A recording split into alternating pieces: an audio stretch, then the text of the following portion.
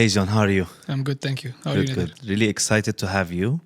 I want to tell you a little bit about the podcast and also tell our audience. So this podcast is called Emerge, mainly covering emerging market founders, especially giving the spotlight for unique cases and unique businesses. And the theme of this season is called Graduated, and it's really focusing on and I'm sorry I told you this before already, but for our audience, it's really focusing on stages or transition between stages when you feel like you graduated, when you feel like you got ready for a next stage. And I think there is a lot of exciting stuff to talk about your personal journey, to talk about the business journey, and very excited to talk about Qlub, and congrats on the recent fundraising as well. Thank you. Which is very, very exciting. But let's start at least like walk me through the very early career life all the way to the current state. What happened? What are the main milestones in that journey? Career, you mean pre-Qlub? Pre-Qlub, Okay, what I've done before Qlub? All the way till Qlub. Till What Qlub? led to Qlub basically? So I'm originally an engineer actually. So I studied mechanical engineering. Mm-hmm. And then I worked in oil and gas. So nothing to do with what I'm doing at the moment. Nice. So I worked for a company called Shell. It was based in Scotland. So I worked on oil rigs in the North Sea for 2 years. Wow. Okay.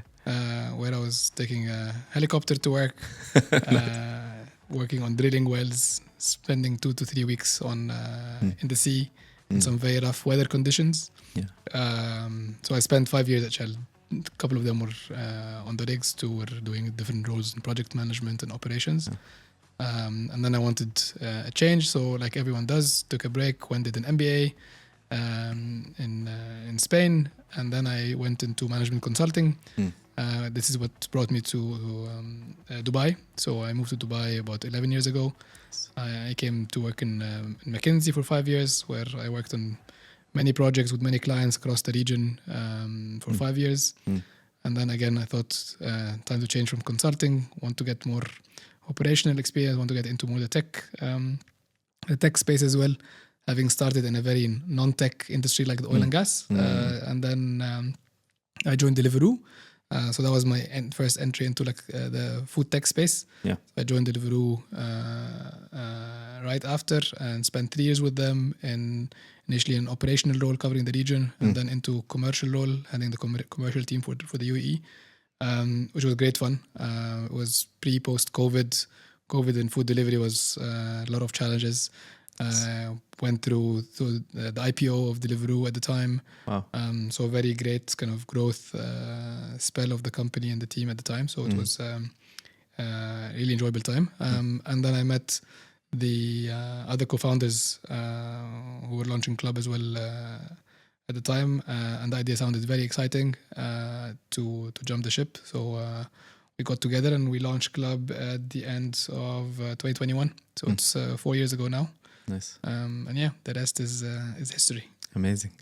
So it's from drilling to consulting to operations to restaurant tech, basically. Correct. You graduated a lot. Yeah, Yes. you did. So I knew very little about payments, which was I know the core thing now and a big part of the business until we started Qlub. Like nice. My payment knowledge was very little. I knew very well about the how to find oil and gas, but now it's probably the other way around. Yeah. Now that you know a lot about payments, how much similarities to oil digging payments is? I mean, oil and gas is an exciting industry, but it's a very ancient industry that hasn't evolved too much in 70, 80, even 100 years. Although it's a very high spend, high income industry, but things are much slower. It's like my first project, just on paper took 3 years just to get approval on paper. This is before execution. Very different to how fast things move in startup world, where you just make a decision and you move within a day to change products or do some changes. So amazing. The pace is completely different. So tell us more about how Qlub happened. Like what led to that decision of starting a business? When did you felt you're ready for it? What did you feel like you're graduated and were ready for this particular step? And also, I'm usually in favor of the founder representing his own company. So like I know a lot about Qlub, but I would prefer if you tell our audience who's Qlub, what Qlub is doing, and Sure. how it's impacting the market now. Yeah, so Qlub is call it fintech, food tech solution provider for the hospitality and food and beverage space. The whole focus is how do you make payment and ordering food an easy experience for customers. The whole idea started with how do you avoid the customer waiting for the check, which can be, you've had a nice meal, everything was good, but you just end up, waiting 5-10 minutes, finding the waiter to pay the check or to spend ages splitting it between people and finding how much is left at the end and so on. So no one had tackled really kind of solving that pain point, especially in the region. So basically we started really solving for that with a very simple setup where you go to the restaurant, you order your food, and you want to pay. There's a simple QR on your table. You scan it, you see the bill, you can split it, you can leave a tip, you can divide it the way you want to. You pay and you stand up and you go, and you're done in 2 seconds versus having to wait. That was our very first and the most easy kind of the simplest product, and it was very seamless. That was the whole core part of it. There was a similar company that was starting something similar in the US and Europe at the time, and we kind of saw the opportunity to do this in very new markets, especially the Middle East, where there's very strong adoption of mobile payments across. So and a few factors really made the magic, let's say, happen. One, post-COVID, contactless was important. Everyone shifted to having it was okay to have QR menus. In many restaurants that before never thought about it. Fun fact, QRs were actually invented in the 90s in Japan for the automotive industry. Nothing to do with how we're using today for all different use cases. So what it's doing for the automotive, like it's a barcode replacement. It's a barcode technology. Nice. Okay. That's actually the first question I asked my team member when they joined. Do you know what QR stands for? Do you know what QR stands for? No, I don't. Quick response. Quick response, yes. Nice. So QR is quick response. So the post-COVID, having digital menu and going contactless became a lot more trendy and accepted. So all restaurants adopted. Were okay to adopt QRs. Apple Pay and wallet payment also were another big factor, which is really the one-click payment, and these kind of combined were, I would say, key pillars to make the business a success. Because you have, it's okay to have a QR in all the restaurants you work with, and you see the bill, you click one pay with Apple Pay or Google Pay, and you're done in a second, and that's it. We started out of UAE first. We scaled very fast to multiple markets. So I think in year 1 already we were in 6 markets between Saudi, Australia, Singapore, Brazil. So we tried several markets. There's other markets we tried that didn't work out and we deprioritized at the time. And then our initial focus was the experience I mentioned, which is just paying the bill purely at the end. And then over time, we started adding different products. We started serving more diverse clients. So initially, let's say we were focused more on casual dining places where there's maybe higher traffic, things move fast, and so on. Over time, we started working with much fine dine places and fine dine restaurants like Sushi Samba and Zuma and Riyadh and so on. And we make a very different experience. It's a much more elegant experience where the waiter brings you a very elegant contactless card at the end where you can pay the bill. We start working in hotels. Then we introduce ordering. So most experienced people know of us as just purely paying. Now we introduced, you can actually order and pay via Qlub. So whether you're a quick service restaurant, beach club, room service in hotel, this was covered. Nice. Now we got into payment terminals. So we have soft POS products. It was very big for us in Asia when we started there as well. And we're bringing it to the market here where we bring the integration and the Qlub experience also on the payment terminals. And then recently we're getting into also rewards. So we now have a program called Qlub Plus where customers get offers. It's all integrated within the whole Qlub journey because we're used by diners, like millions of diners every month. So that's maybe this the lengthy evolution of Qlub from over the last 4 years. Nice. And like, how did you take the decision of being a founder or starting the company? Like on on a personal level, like why did you do this to yourself? If that makes sense. Yeah, I mean, so it was relevant a bit to being in the food tech space. I know I was on the delivery side, so there's a bit of relevance. The idea made sense. The team got together, was very, very solid team Nice. that came together Yeah. to launch. I've always had the idea to try to launch something. So when the idea came, the team came together. Yeah. In a market like, especially UAE, where the food tech scene is huge. It made sense to try it out, and it worked well. Worked very well. Yeah. Nice.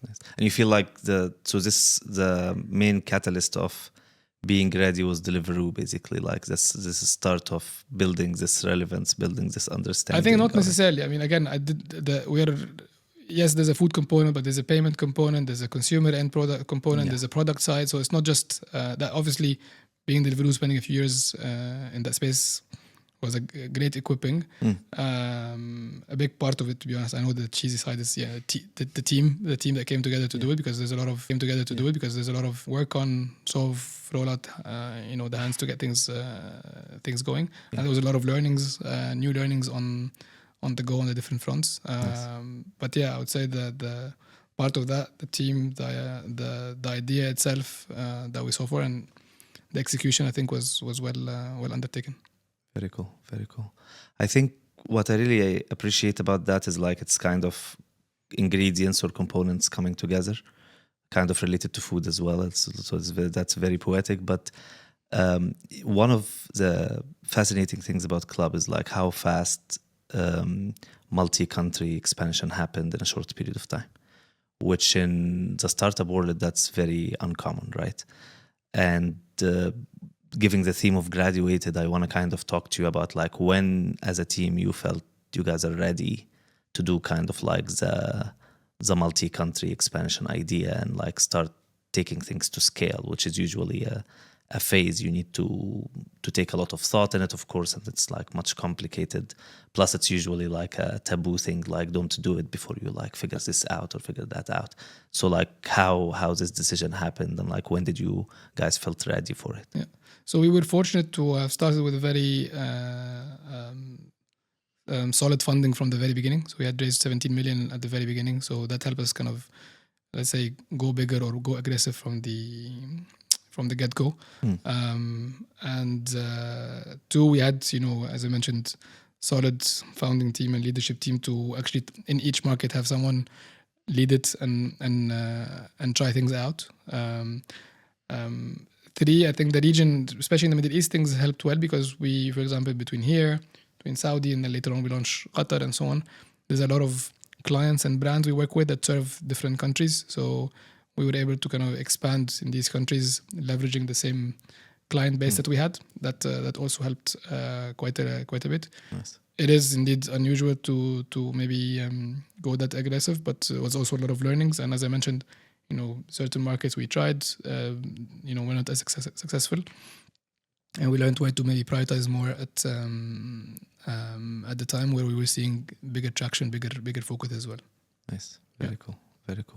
And it's very also unusual to raise that much money early.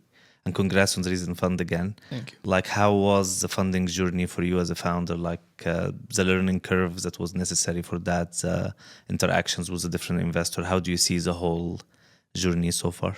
I mean, it was been great, but from your perspective. Yeah, I mean, the founding team, as I mentioned, also my co-founders who had also done other startups before, they had the network, strong network with investors, the track record, so that also helped a lot at the beginning, and many were supportive of our growth journey. Then, as you mentioned, recently this summer we also closed our recent funding round, backed by Mubadala, by and which is Salat. Also Mastercard came as an investor. So I think the growth, the attraction we got gave us a bigger kind of stamp of approval to onboard more and more international global investors and institutions as well to back us. Yeah. Amazing. So what's next? What's the new stage you guys trying to graduate from? What's happening now? What's coming up? Yeah. So I mean the vision has been to basically have Qlub in almost every restaurant. So when you think of you want to pay your bill in a restaurant, we wanted Qlub to be the number one payment method or way to order and pay in a restaurant. Kind of that's how we've been tackling that. So in many of the markets we're in, yes, we grew well. We have strong penetration, but there's still a lot of room to even do more. Dubai, for example, is second highest place in terms of restaurants per capita in the world. So there's still a lot of places we're going to work with. Yeah. So there's maybe, let's say, horizontal growth in terms of adding more clients. So how do we widen our client base? So as I mentioned, we've been focusing a lot more in newer verticals in F&B and hospitality. So hotels is a big space now we're trying to expand into. The fine dine spaces is another one. So these have been key, and within each there's still big room to grow. Countries I mentioned the countries we're in, but some of them are still in earlier phases like Qatar, Kuwait, Bahrain, which we just also launched this year. Potentially we'll do Oman. Thinking of other parts in the Middle East like Jordan, Egypt. Geographically, there's still a lot of opportunities. I think we learned a lot in terms of the right formula to go take to a market to try to launch. Although every market has been very different, so we've operated sometimes very differently in each market. And then thirdly is from product point of view. So as I mentioned, we new things we're adding is a reward program now. We're now providing data analytics to our end customers. So if they want to learn more about trends of their customers or how they're doing in the market versus others. A third one is providing them with marketing tools because again we have a lot of access to customers and data. How do we help them run certain campaigns? So there's a lot of tools that we're now adding to benefit our merchants, which is restaurants and hotels. So from tools they can use to attract more customers, learn more about them, and so on. But also we're doing things for the end consumer, so which is in the form of the rewards program I mentioned. So these on their own are very big verticals to where we're putting a lot of effort into it now. Nice. So yeah, multiple parallels. I'm sure you can relate into this yourself. 100%. And I didn't hear AI. It's a surprise. Oops. Yeah. How dare you? Don't. Should have asked the typical question: where does AI sit in your? But I'm actually curious. Are you guys interested or planning something related to it? I think everyone is. Depends on how you use the application. How do you apply kind of different AI applications? Yeah. I think there's always been a few ideas. One was as we get more customer behavior and preferences. For example, we see Nader when he goes around, he orders always these kinds of food, or maybe this is how his spending pattern and so on. So based on that, when you scan the next menu at Qlub in a place that uses Qlub, can we, for example, show you the items from the menu that most suit your preference? Very cool. Based on your history? That's nice. One thought. One application. Two is we help restaurants collect more reviews from their guests about the experience and so on. So much rich data there. We've done some tests where we can use some AI tools to distill the best outcomes from or conclusions from a lot of these reviews to make it actionable. So based on thousands of reviews, you need to improve these 2 dishes, or you need to get more waiters because you have issue with staffing and so on. So these are very 2, let's say, tangible applications that we've always thought about. But I'm sure there's many more to do that. Nice, very cool. One thing I wanted to dive a little bit deeper on is like throughout the journey, was there something completely surprising? I mean, like as a founder, I know like the entire stage is surprising in many ways, but was there something that's completely out of ordinary for you that like took a lot of mindset shift to get used to? Not out of ordinary, but I think being very close to end customer, like our clients at the very beginning, and understanding everything in terms of what they care about and how our setup impacts them was very key. So I think I spent the first year probably half of it in Dubai Mall in restaurants, just sitting and working out of restaurants where our clients were. Nice. and our product evolved a lot more because we heard a lot from the clients, and they told us this is what you need to improve, you need to change, and so on. So the proximity to clients was extremely important, and a lot of the team were primarily, let's say, not in the office, so out on the ground with clients, because our setup is very different from maybe other companies or even food delivery where I come from. Is we impact the guest experience on the ground. So that was very, very key, and I think the time till now we spend a lot of try to be very close to our end customers because that's the only way we can improve. But there's a lot of time we had to understand what they really care about, what finance cares about, what operations care about, what IT cares about, and so on. That was definitely one key thing. And then payments, obviously you're a payment expert. We learned a lot along the way of how to optimize things and how to make it easier, faster, and so on. We have a lot of tourists that come in some of the markets we're in, like UAE. So how do you make sure everyone can pay in different methods and so on? And I mean, one thought I had is maybe related to these stages being very different from each other. Do you kind of miss the early stage a little bit when you had the time and the luxury to be that close to the customer yourself as a founder versus now the amount of distance that you get from it? Now the team doing it, you have so much to look at. Do you miss kind of the early stage or that's not? I think each stage had a flavor, but also a different level of maybe of intensity, right? At the beginning, things are smaller and maybe we're new and customers don't know what Qlub is. So they go to restaurants and people say, hey, pay with this QR. And early customers like, what is this thing? I've been using paying with a card machine all my life. Why you ask me to do this new thing? So there was a lot of raising awareness initially that we worked a lot on to make sure, how it's explained, how the setup is, how seamless it is. That was a big kind of flavor in the early days. So it's nice now that people know the product, they're familiar with it, they're aware of it. So from a face point of view, I'm personally not too distant from clients. I meet clients every single week. Till now, many of ones from the early days were still in touch.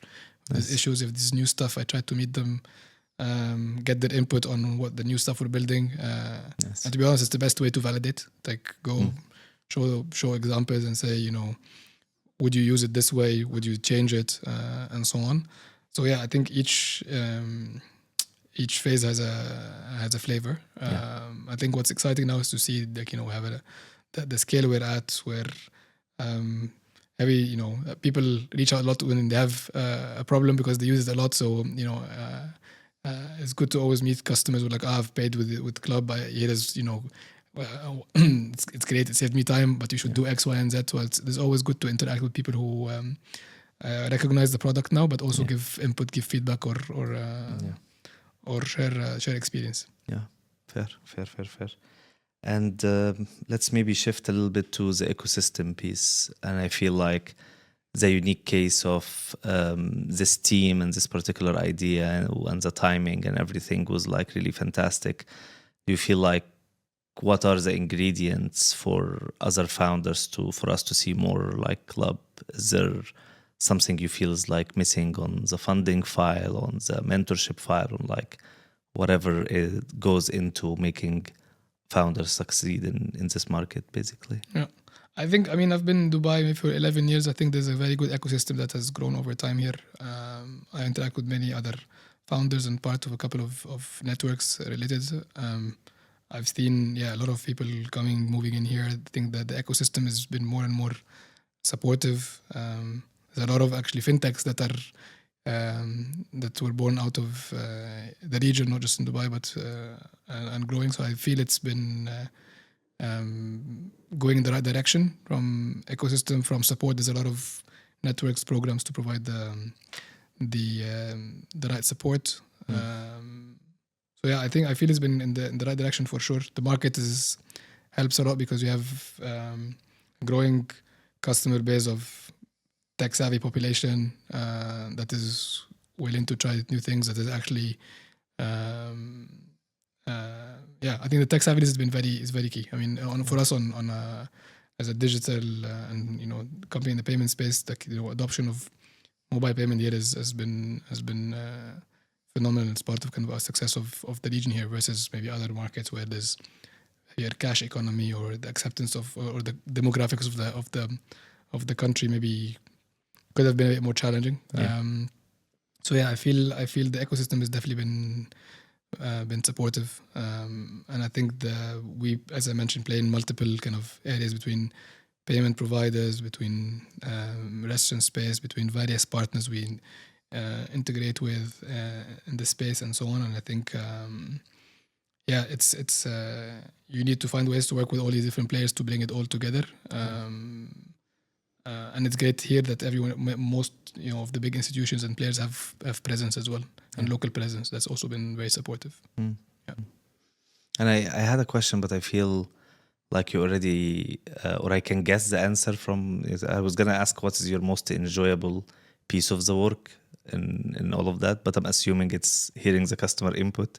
So aside from hearing the customer input, what would be your most enjoyable task or part of the journey so far? Yeah, I think definitely one exciting part is meeting people who say, I have, you're part of Qlub. I love Qlub. You make my life easier. Use it. It's great. Or some who say, you need to, I had an issue yesterday. Please help. But I think the recognition has been great to see over time. I love going out and eating out, and I think it's always good to go out and see, okay, this is more and more of our clients using the setup. And even the input, not just from end customers, but from restaurants itself, who comment. And as I stay close, I see comments, inputs that came, the good and the bad. And it's, always good to see how also our end customers are appreciative, from staff to managers to waiters to these. I think these are all small components. Yeah. I think second is, seeing how the team has grown, evolved, grew to kind of drive where we are today. And I think third is seeing our numbers grow, for how many users are using us every day, every month here, and then all other countries we're in. So these I would say are the exciting components. And then fourth is when I find that there's a new find in town that is a nice restaurant I should try because they're on Qlub and they're doing very cool. Greatly with us, and I'm like, okay, I take my wife and we go try the new stuff in town. Nice. Yes. Nice. That's very cool that you're like your nightlife or like your restaurant life is connected to the business a little bit. So if you want some recommendations on where to go, let me know. Nice. All right. Yes. All right. So for our audience, send John a message on LinkedIn. He can have the best potential career shift is to go into influencer as for food. Yeah, now you can get into the reviews and stuff. Nice. Big space as well. Yes. Yeah. Very cool. And about the hiring particularly, I think in my point of view, like one of the key ingredients is finding the right people for the startup and like building it. How was your journey in like finding talent and like expanding talent? I think it's never an easy formula, to be honest. I think the key is not necessarily about just technical or content knowledge, to be honest. There's a lot of stuff that people can learn on the job if they have the right attitude, the hustling, the hard working, putting their heart into it. I think people who've been with us from the beginning, who really kind of put their heart into it, put everything to look after clients, make sure we succeed. To be honest, have been and they've been with us from the early days, has been the biggest impact and the biggest core. And these were not necessarily, not all. I mean, some obviously came with some content knowledge, some that were not, but it's the attitude of going the extra mile, being very proactive in saying when things don't look right, when clients are not happy, going at whatever time of the day, day of the week to look after them. I think it's that attitude. I would say that was sometimes it's not that easy to find when you're in an interview, but these are definitely kind of some of the things that we're looking for.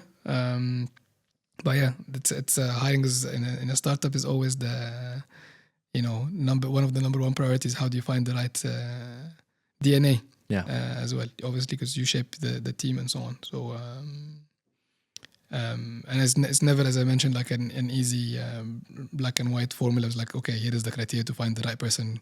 Go for it. There's always people who even surprise you in both ways. Yeah, Yeah. totally. And I mean, let's get a little bit into like the controversial side or like the hot takes kind of thing. Is there something frustrates you, whether it's about how business works or like ecosystems, that you feel like you have a strong opinion about? And I'm sure there is many, but whatever you're comfortable to share, of course. I don't know, depending who's gonna hear this. But, Yeah, exactly. No, I think one key thing I've seen over time, and it's actually related to the payment space, is unfortunately. So I've gotten to learn a lot about the payment space over the few years with Qlub, but it also made me realize there's so many people out there who have very little knowledge of how the world of payments work, how the different players interact, work, charge fees, and so on. So there's a lot of everyone knows, yes, there's a card machine. Everyone knows like there's an Apple Pay where you just do your Face ID and you're done. But there's so much other, I would say, core elements of the payment space that people who interact and use and come across payment every day, even just day-to-day customers, are not familiar with. And I feel there's a very big kind of educational roles that is needed by the different players in the ecosystem. Just educate the merchants, educate the end customers. Merchants, I would say, is most important about how the different blocks come together, function. So I think that this is one thing I definitely kind of clearly saw over time. It's not necessarily a frustration and so on, but it's definitely an opportunity where I see that, and I feel if there was a lot more of this awareness, different discussions will go differently in terms of when you're explaining how things work to clients, or how when things are explained to, for example, ourselves as a client to payment partners we work with and so on. So that awareness from across, I feel, is needed. It's probably not just in the region here. It's probably in many other markets as well. True. But it's definitely one key area top of mind that comes when you mention that. How do you think we can build this awareness? Transparency, but also I think I don't know. I mean, educating more if a product is being sold, whoever is, or is being used from whoever is, using it, understanding the basic functionalities of how things work, how things come together. Again, I mean, there's a lot of tools to educate, but a lot of the players, I don't know, I think it's maybe very B2B focused, but without necessarily thinking of, okay, how do I educate the end customer of a lot of these things? So there must be a way to do it, to learn more about the ins and outs of this, and not necessarily the technicalities about it, but just the basic, simple ideas of how things work. Awesome. I mean, I have one last question for you, and it's very restaurant driven. Sure. Your favorite cuisine? It's a tough question, actually. Yeah. I mean, I try a lot of stuff, and it depends on the occasion, the mood, and so on. Cuisine would be tough. Especially living in Dubai, I mean, there's almost every single cuisine that is here. True. I lived in Spain for a year. I love the Spanish cuisine. Nice.